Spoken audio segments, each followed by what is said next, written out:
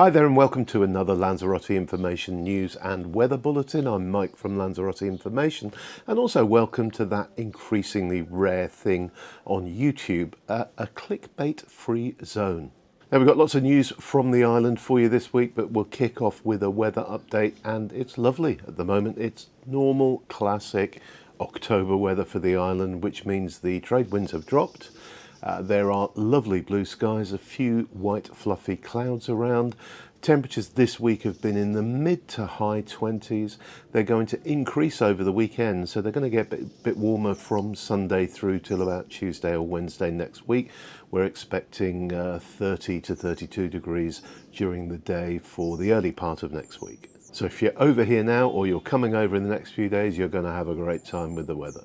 Now then, let's update you on the news, and the first news item we've got this week is that we've got information about Carnival, and it's quite unusual to have it this early this year, but we have the themes for both Tias, which includes Puerto del Carmen, and Teguise, which includes Costa Teguise, of course. And the theme for Puerto del Carmen is going to be the crazy 1920s. So, you know, that's the kind of flapper era, the 1920s. That should be an interesting one, and I think we'll see some really, really nice gear that people are wearing for that one. The theme for Teguise and therefore Costa Teguise is Mexico, beautiful and beyond, the Feast of the Dead.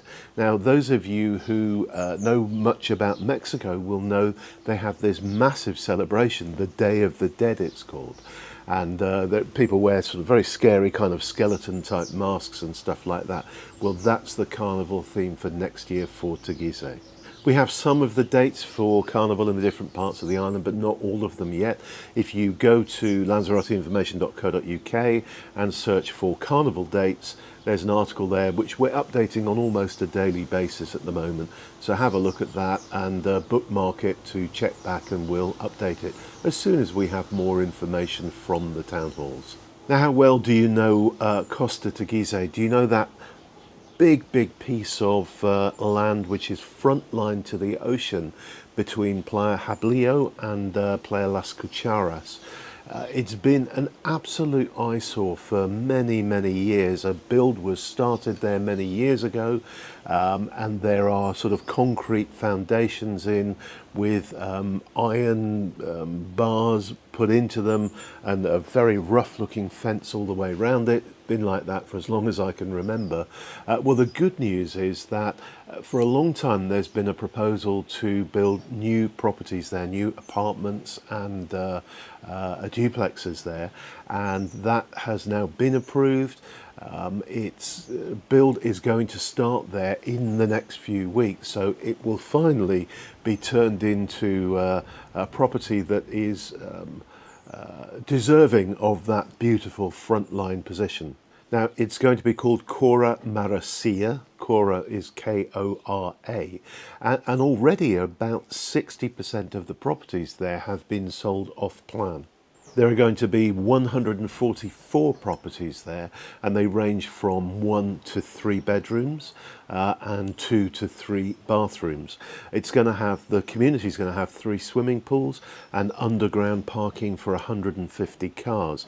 It also is pretty eco-friendly. It will have its own water desalination plant and a lot of solar panels on all of the buildings to generate solar electricity for the community there and to run the swimming pools. Now, 2 Lanzarote hotels have been given awards in the annual Culinary Awards for the Canary Islands. They are Hotel Palacio Eco in Teguise, which has won an award for the best breakfast in a boutique hotel in the Canary Islands, and the other award has gone to Cesar Lanzarote, which is the hotel in La Somada, and that's been given the award for the best boutique hotel in the Canary Islands. And the Canaries are really pushing for this kind of whole boutique-y vibe, and it's both of these buildings are lovely conversions of beautiful old buildings, traditional Canarian buildings on relatively large plots of land. We've been to both, we've eaten at both, I should say. We haven't stayed at both, but they are lovely places to enjoy a meal and to get a feel for the the way Canarian houses were built long before tourism. Now, I said at the top that this is a clickbait-free zone, and if it wasn't a clickbait-free zone, I probably would have kicked off with the headline that bodies found at Rubicon. And the truth is, bodies have been found at Rubicon. Now, Rubicon, as you probably know, was the very first settlement on the Canary Islands. So during the Spanish conquest, the first place that Jean de Betancourt and his crew of soldiers and sailors set up camp was at Rubicon, which is obviously just to the side of where Marina Rubicon is in what we now know as Playa Blanca.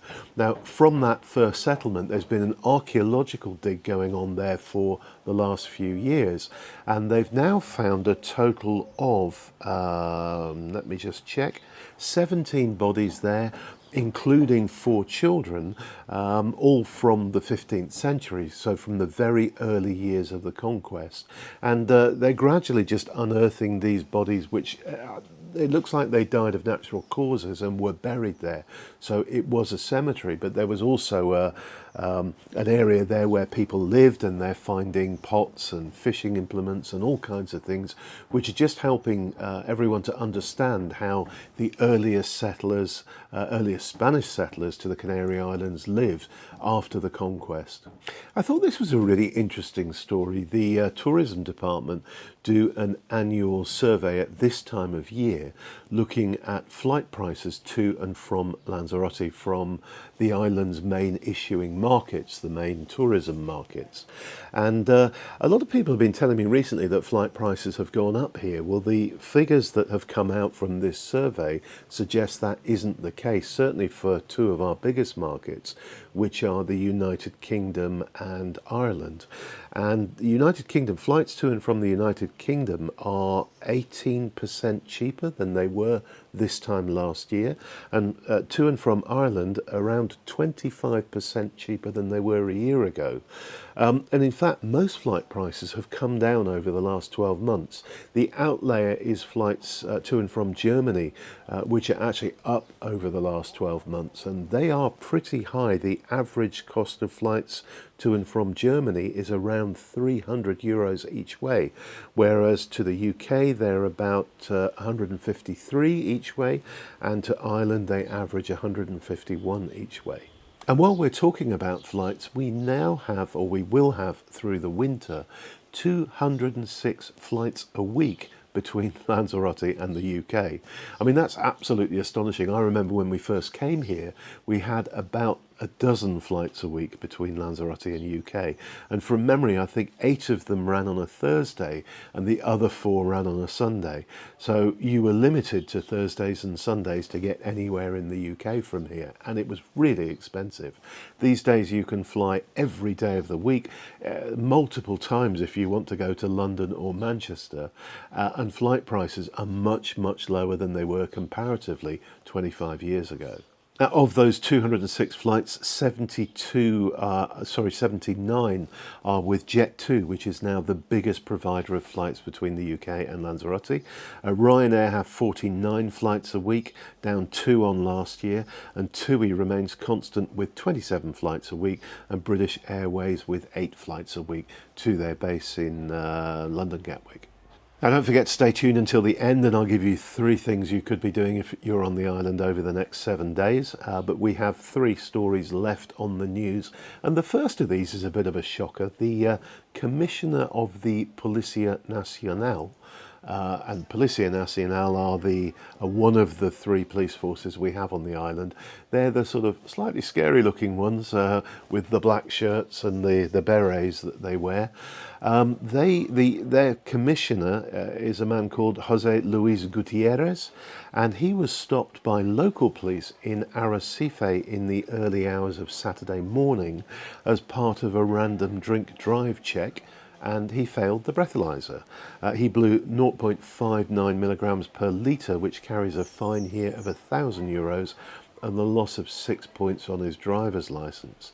The National Police Service are currently, these are their words, evaluating the disciplinary measures that need to be adopted. But that's a bit of a shocker that the Commissioner of Police failed a breathalyzer test. I don't know what to say really, I have no words. Now next up, we have a record number of people on the island affiliated for Social Security. What does that mean? Well, people who are affiliated for Social Security are working. So they're either working in a contracted job where their employer is affiliating their Social Security payments, or they are self-employed, which means they are paying their own Social Security payments. But we have a record number of workers on the island, 77,850, which is an all-time record for Lanzarote. Arrecife, as you would expect, has the most with 32,000, and Aria the fewest with 2,445 people. And finally in the news, we had a visit this week from 30 travel agents from the United States and Canada. They visited the island as guests of the tourism department, and they were given a program of activities where they visited lots of the island's sort of key destinations like Timan Fire, Cueva de los Verdes, Jamios del Agua, and they were given dinners of traditional Lanzaroteño or Canarian food, and they had a meeting with the president of the Cabildo, Oswaldo Betancourt. The aim with these agents is just to help them to understand what the Canaries are like, what Lanzarote is like, and the aim is to start to attract some visitors from the United States and Canada, generally with Lanzarote being part of a multi-centre destination. So to give you an example, they might have clients that go and spend a few days in Madrid and then come to Lanzarote. They might have clients that spend a few days in Dublin, particularly those with Irish ancestry, and then come to Lanzarote. So it's what they're selling basically is Lanzarote as part of a twin centre visit to Europe. That's it on the news front this week. By the way, I apologise for the noise. I think there's probably a lot of ambient noise on this video. It sounds like there's a whole load of school kids heading down the road to my right. But also behind the camera is the orange tree house, the Casa de los Naranjos, and they've got quite a bit of building work going on there at the moment, so you might hear the odd hammer and disc cutter and that type of thing going on. Anyway, that's the news finished. Let's talk about the 3 things you could be doing if you're on the island over the next 7 days. And the first of these is a motorcycle event, which is being run by the nomads of Lanzarote, the Nomadas de Lanzarote. And this is a motorcyclist group based on the island. And there's a lot of really, really nice motorbikes on the island, vintage ones as well as modern high-performance sports bikes. And they all get together from time to time as the nomads, and they have sort of a few days of music and rock music and riding their bikes around the island and generally having a great time. Well, one of their weekend events is taking place this weekend. It's actually Friday, Saturday and Sunday this weekend. And I'm just going to pick 1 or 2 of the things out of the programs that they've released for Saturday and Sunday. So looking at Saturday first of all, which is the 18th of October, they have one route which they're going out from, which will take them down to Playa Blanca. They have a stop down there at Restaurante El Tonel.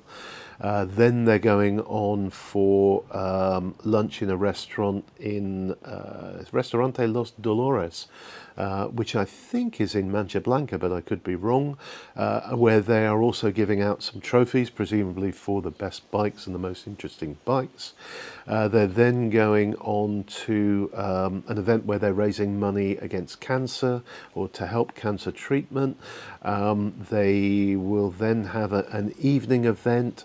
They're doing a night route, so they'll be out on the bikes at night, and then they're going to have a night of rock in Arrecife, where they'll be playing rock music and there'll be rock bands playing music for them. On Sunday they have another event, and let me just have a look at that for you. Sunday they're doing the second route all around the island and finishing with lunch in Teguise in a restaurant called San Leandro. Teguise in the north of the island. So just look out for them if you're out and about on the island, and stop and check out the bikes. Particularly if you're a motorbike fan, that should be a really interesting thing to have a look at. If you go to lanzaroteinformation.co.uk, hit the button at the top that says what's on, you'll be able to see the full programme for Friday, Saturday and Sunday on there. Next up, and this is for next Friday the 24th, but also for every Friday, there's a new market on the island, and that's going to be based at Marina Lanzarote in Arrecife.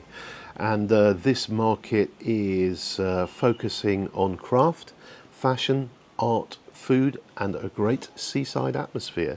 Now the market is run by Culinary Marinas, so there's a likelihood there'll be some crossover from the market that takes place in Puerto Calero.